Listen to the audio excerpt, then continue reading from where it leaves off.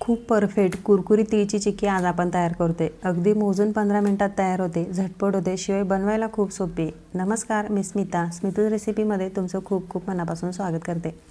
सुरुवातीला मी पोळपाटाला तेल लावून घेतले, कारण मिश्रण गरम असताना लगेचच आपल्याला ह्या वड्या लाटायला घ्यायच्या असतात, त्यामुळे सुरुवातीलाच आपण तेल लावून तयार ठेवायचं। आता तीळ भाजायला घेतली मी। तीळ भाजताना अगदी लो फ्लेमवरती छान तळतळेपर्यंत मस्त खमंग अशी ही तीळ भाजून घ्यायची। जेवढी खमंग तीळ भाजली ना, तेवढी चिक्कीला चव छान येते। तीळ भाजून झाली, हिला गार करायला बाजूला ठेवली। आता त्याच कढईमध्ये साखर घेतली। आता 1 वाटी तीळ घेतली होती, तर 1 वाटी मी साखर घेतली। जर तुम्ही गूळ वापरत असाल तर समप्रमाणात आपल्याला गूळ घ्यायचा आहे।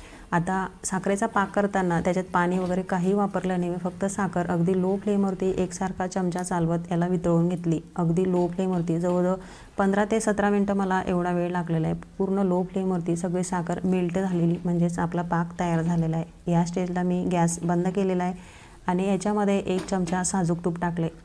साजूक तूप टाकल्यामुळे आपल्या चिक्कीला खूप छान चकाकी येते आणि तुपाचा फ्लेवर देखील छान लागतो, चवीला मस्त लागते। आता खूप झटपट स्पीडमध्ये आपल्याला हे मिश्रण मिक्स करून घ्यायचे आणि तेल लावलेल्या पोळपाटावरती झटपट गरम असतानाच बारीक पातळ पोळी लाटून घ्यायची आणि हव्या त्या आकाराचे कट मारून घ्यायचे। आता ह्याच मिश्रणाचे आज मी चिक्की तयार करते।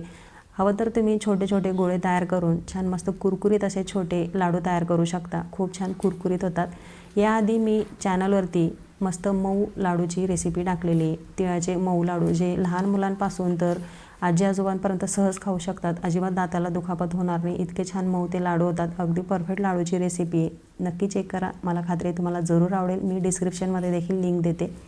आता कोमट असतानाच मस्त छोट्या छोट्या आकाराचे मी याच्यात वड्या कट करून घेतलेल्या आहेत। तुम्ही पाहू शकता खूप सुंदर एकसारख्या आकाराच्या सगळ्या वड्या तयार झाल्यात, खूप पातळ झाल्यात आणि कुरकुरीत झाल्यात। तुम्ही आवाज देखील ऐकला असेल आणि शाईन देखील खूप छान आली, कारण थोडंसं आपण तूप टाकलं होतं। संक्रांतीला वाटण्यासाठी हळदी कुंकूला अशा छोट्या छोट्या वड्या खूप छान वाटतात आणि सोप्या देखील पडतात बनवायला, खूप झटपट होतात, चवीला रुचकर होतात। अगदी परफेक्ट चिक्की आज आपण पाहिलेली। मला खात्री तुम्हाला नक्कीच आवडली असेल। आजची रेसिपी तुम्ही ह्या पद्धतीने नक्की तयार करून बघा। कशी वाटली आजची झटपट रेसिपी? आवडली असेल तर व्हिडिओला एक लाईक करा, चॅनलला सबस्क्राईब करा।